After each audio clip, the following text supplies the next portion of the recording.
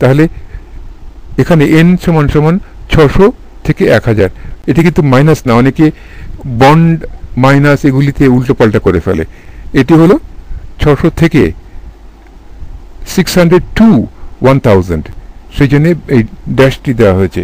এই ড্যাশের মানে হচ্ছে 600 থেকে লোয়ার লিমিট আর আপার লিমিট দেখানো হচ্ছে। লোয়ার লিমিট কত? 600, আর আপার লিমিট কত? 1000।